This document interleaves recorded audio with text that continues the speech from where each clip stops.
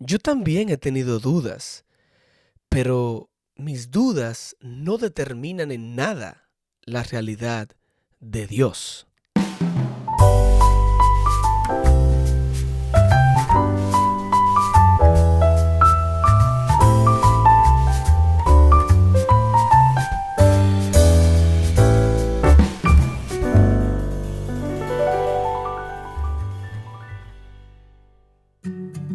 Hola, yo soy Misael Silverio. Gracias por estar aquí en un nuevo episodio de Conocer es Libertad, un espacio dedicado al conocimiento de Dios como está revelado en las Sagradas Escrituras. En el principio creó Dios los cielos y la tierra. Así comienza la Biblia.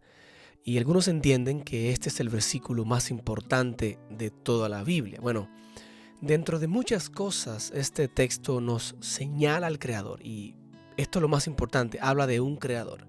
Sin un Creador no habría significado para la existencia, incluyendo la existencia humana. El hecho de que el ser humano no puede vivir sin significado y propósito da una evidencia clara de que necesitamos un Dios, de que existe un Dios.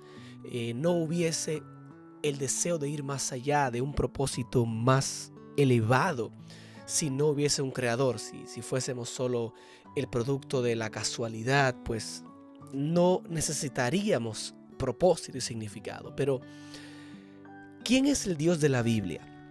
Esa es la pregunta interesante y que queremos ver hoy.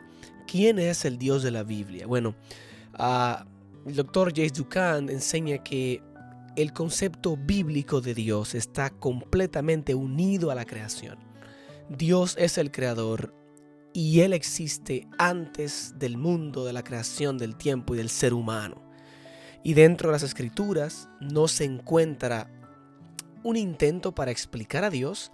En cambio, vamos a encontrar cómo la Biblia muestra a los seres humanos experimentar a Dios en el espacio, en el tiempo y entre los demás seres humanos.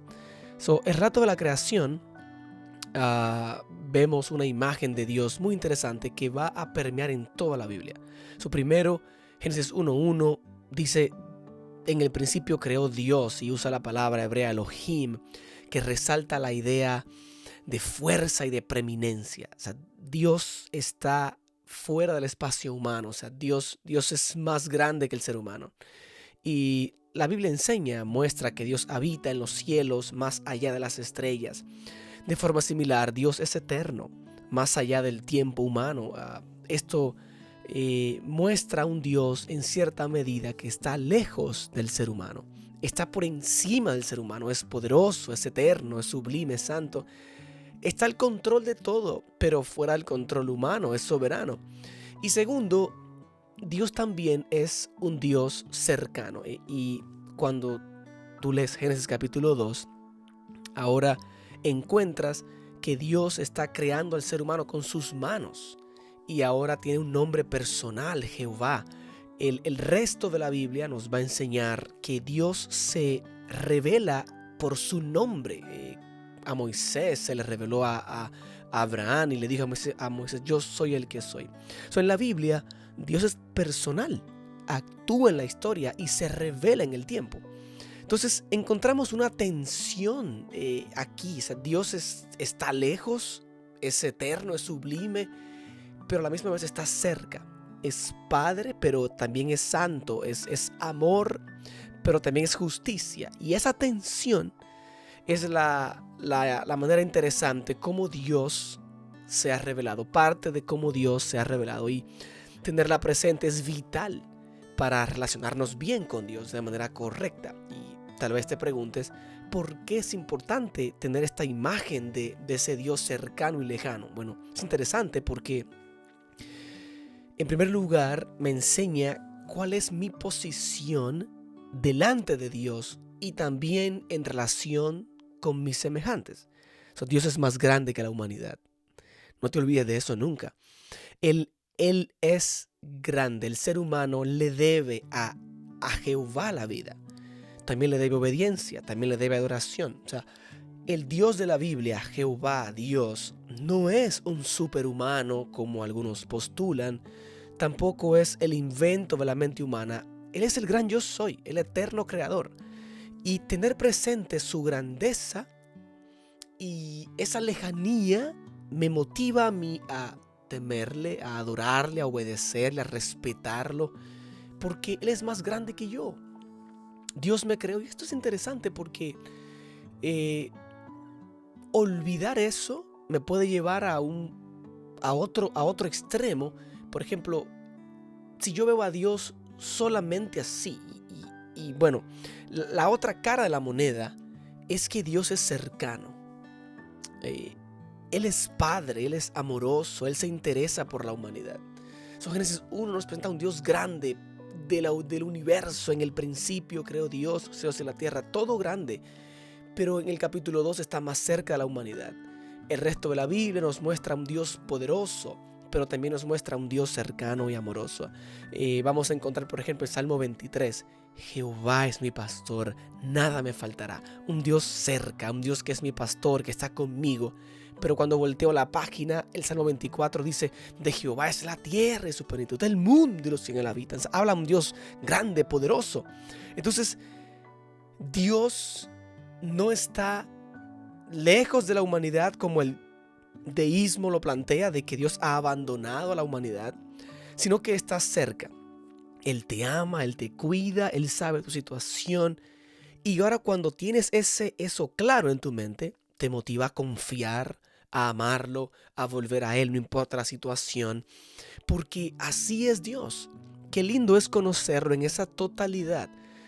Si yo me inclino por el lado de que Dios es santo, sublime, poderoso, puedo llegar al extremo de tenerle miedo a Dios, de no sentirme jamás digno de acercarme a Él.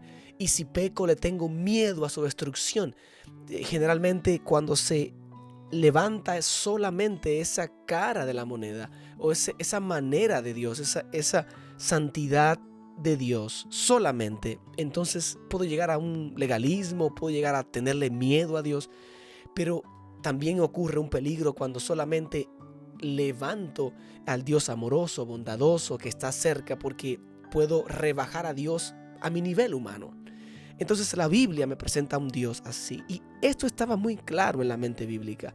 Es importante que sepas que para conocer a Dios en esa completa revelación de Él, tú necesitas tener experiencia con Dios y ver la revelación que Dios ha hecho de sí mismo en la naturaleza, en la palabra, en la Biblia y en Jesucristo hecho hombre. Cristo fue quien nos enseñó a relacionarnos con Dios y a verlo de esa manera. ¿Tú recuerdas la oración modelo de Jesús? ¿Cómo empieza? Dice: Padre nuestro que estás en los cielos, santificado sea tu nombre. Fíjate aquí los elementos: Padre, cercano, pero después dice que estás en los cielos. Si Jesús me dice Dios está cerca porque es mi Padre, pero no te olvides que Él está en los cielos. Él es Padre, pero está en los cielos. Él te ama, te cuida, te perdona, pero tú no eres Dios, tú no eres igual a Dios, yo no soy igual a Dios. Entonces, santificado sea tu nombre. Él es Padre Santo. Jesús nos enseñó eso y nos enseñó a decir: mira, Él es papito. Incluso usó la palabra Abba, Padre. Acércate a Dios como tu Padre cercano, pero no te olvides que Él sigue siendo Dios eterno y creador. Entonces, recuerda que te mencioné al principio que en la mente bíblica Dios está completamente ligado a la creación. Si tú repasas las escrituras, los salmos que hablan esa poesía tan bella que realza la grandeza de Dios, siempre vuelve a la creación, porque ahí se reveló Dios. Entonces, la creación nos da algunas vislumbres maravillosas de Jesús. Yo quiero ir un poquito a la creación, no vamos a ver todos los detalles, es mucho, pero algunas cosas que sí nos dejan ver ese carácter de Dios y lo que Moisés quería hablarnos de Dios en el proceso creativo. Dice la Biblia que Dios creó esta tierra en 7 días. Es interesante porque el texto dice que la tierra estaba desordenada y vacía. Y eso es lo que hace Dios. Dios primero ordena y después llena. Y el relato de la creación, los 7 días, están en un paralelo de 1, 2 y 3 en un lado, 4, 5 y 6 de otro lado. Y por ejemplo, en el día 1 dice que creó la luz, pero es en el día 4 donde Él coloca en el cielo las lumbreras. En el día 2 hace la atmósfera, el firmamento, el lugar habitable para que puedan haber seres vivos, pero es en el día 5 donde Dios va a llenar ese espacio con peces y aves. O sea, en el día 3 Dios crea la tierra, pone la vegetación, los árboles, las plantas, que van a ser usados como alimento por los animales y seres humanos que van a ser creados en el día número 6. So, esta organización es bella en la creación, y como centro al final está el día 7, que es el día de reposo que Dios designó para la humanidad aún antes del pecado. Y esto es muy distinto a lo que se creía en el tiempo de Moisés con relación a la creación. Los relatos babilónicos, los relatos egipcios que hablaban de cómo empezó el mundo, era un total caos. Todos ellos creían que el mundo vino por el caos, vino por el problema, ¿no? Pero Moisés dice, no, un momento, Dios creó todo con orden, con propósito, y empieza a mostrar quién es el verdadero Dios. Y bueno, es interesante porque uno va a encontrar que la creación comienza diciendo, mira, en el principio creó Dios los cielos y la tierra estaba desordenada y vacía, y el Espíritu de Dios se movía sobre la faz de las aguas. En el antiguo cercano oriente, todos esos países, ¿no?, regiones que rodeaban Israel, ellos creían que las aguas eran fuente de vida y adoraban, y que había caos también en el mar, etc. Pero en un principio Moisés dice, no, Dios está por encima de las aguas, Él tiene control de todo eso. En el 4.º día, por ejemplo, este es muy interesante, Moisés dice que Dios crea la lumbrera mayor, la lumbrera menor y las estrellas, y las cuelga en los cielos. Nota que es interesante porque este es el centro, ¿no?, de los 7 días de creación. Y si tú lees el relato de la Biblia, te vas a encontrar que es muy extenso, habla mucho de esa creación del 4.º día. Y la razón es otra vez el contexto, ¿no? En esos pueblos vecinos a Israel, en el tiempo de Moisés, el sol, la luna y las estrellas eran adorados. Te pongo un ejemplo, en un relato llamado Emuná Elish, que es un poema babilónico de los orígenes del universo, se decía que las estrellas no fueron creadas, sino que eran realidades independientes. De igual manera, el sol y la luna eran adorados como dioses. Contrario a esto, el texto enseña, la Biblia enseña que esos astros son solamente instrumentos para dar luz y fueron creados por Dios, y Dios los gobierna. O sea, esto empieza, Moisés escribe el Génesis haciendo una apologética a lo que la gente creía de lo que era Dios y el universo. Bueno, el sol es un dios, la luna es un dios, los mares es el agua, los peces, etc. Pero Moisés dice, no, Dios está por encima de eso. Y esto nos enseña que el Dios de la Biblia no surge en la mente humana, como algunos han dicho, sino que está por encima del ser humano, se revela. Y otro detalle es, por ejemplo, el día número 5 de la creación. Puede ser pasado por alto si lo vemos en español, pero aparece un verbo muy importante en la Biblia, es el verbo bará, que significa crear. Y solamente se usa para Dios en la Biblia porque el bará significa crear de la nada, crear donde no existe nada. Eso solamente lo puede hacer Dios. Y este verbo aparece 7 veces en el relato de la creación, capítulo 1, y está colocado para el ser humano, cuando Dios crea al ser humano, cuando Dios crea todo el universo en Génesis 1.1, pero también aparece en la creación de los peces. Y uno se puede preguntar, ¿y qué tan especial son los peces que Moisés coloca ese verbo ahí de que creó los peces? Bueno, por lo mismo que te vengo explicando. Como en ese contexto se creía que los peces, el mar, ellos creían que eran dioses, tenían control. Bueno, había caos. Bueno, pues Moisés dice, no, Dios también creó los peces. Él está al control de la naturaleza.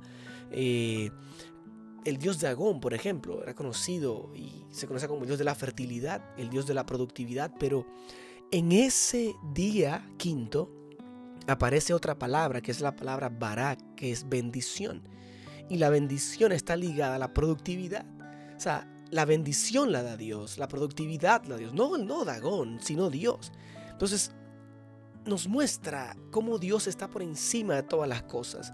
Y todos esos pueblos que rodeaban a Israel inventaban sus dioses. Déjame decirte que en la mente de esos pueblos que tenían sus dioses, los cananeos, por ejemplo, ellos adoraban dioses que habían inventado y había un dios para cada necesidad. Ahora, lo más interesante es que ellos no sabían cómo calmar la ira de los dioses, qué quería el dios. Por eso hacían muchas cosas a veces extremas, como sacrificar humanos hasta ese punto, para calmar a sus dioses. Por eso cuando Dios se revela, es una alegría, porque ahora Dios está diciendo quién es, cómo adorarlo. Y todo esto es la revelación de Dios. Así que ver el relato de Génesis 1 y 2 nos da lecciones maravillosas acerca de Dios. Y, por ejemplo, una es que Dios es uno solo y es soberano.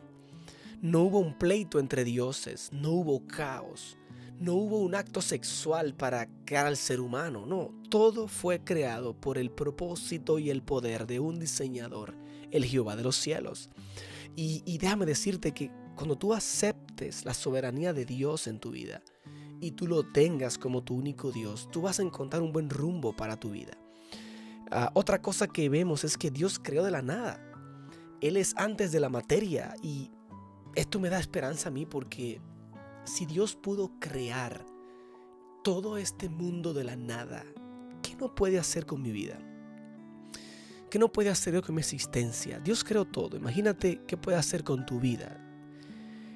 En la creación y en la revelación de Dios vamos a encontrar una distinción entre el creador y la criatura. Y esto es una esperanza para mí como ser humano, porque yo vengo de Dios.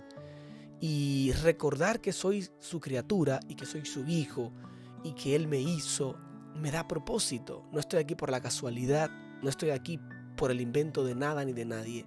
Estoy aquí por el diseño planeado de un Dios todopoderoso. También el relato de Génesis nos introduce a una imagen más completa de Dios, que es la divinidad o la Trinidad.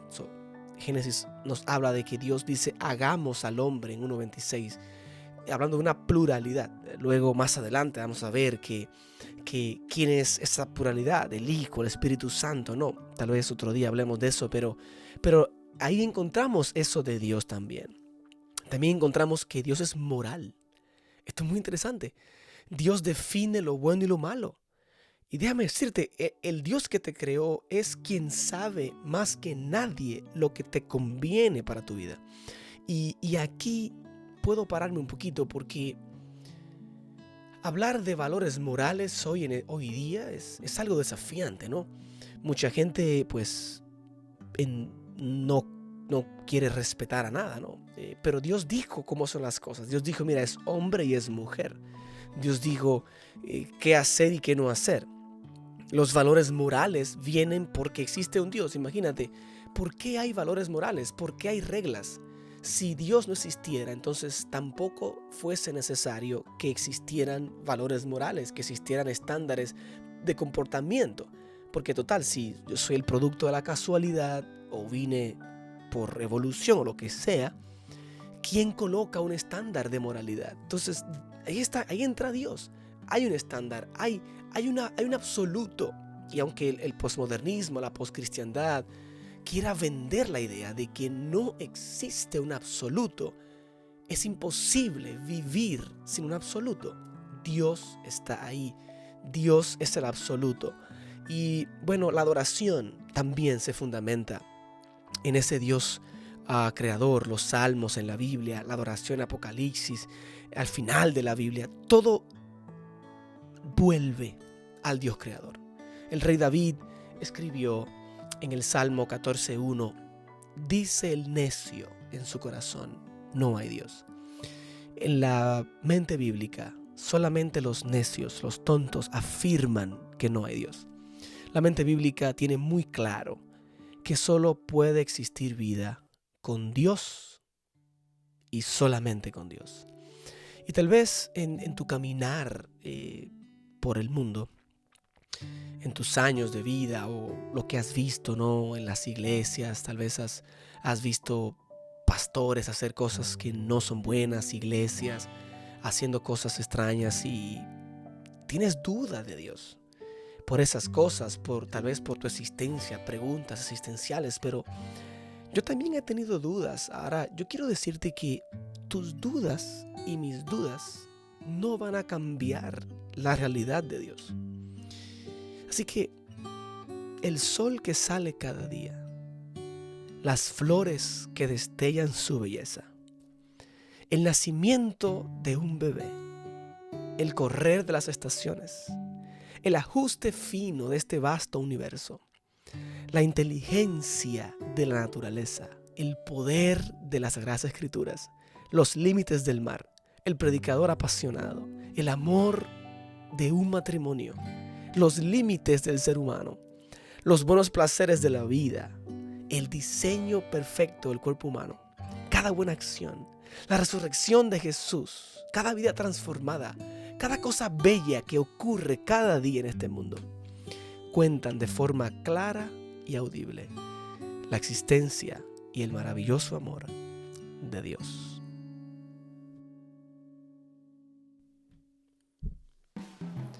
Muchas gracias por acompañarme en este episodio. Dios te bendiga y te guarde, y que su paz repose sobre tu vida y todos los tuyos. Nunca te olvides que conocer es libertad.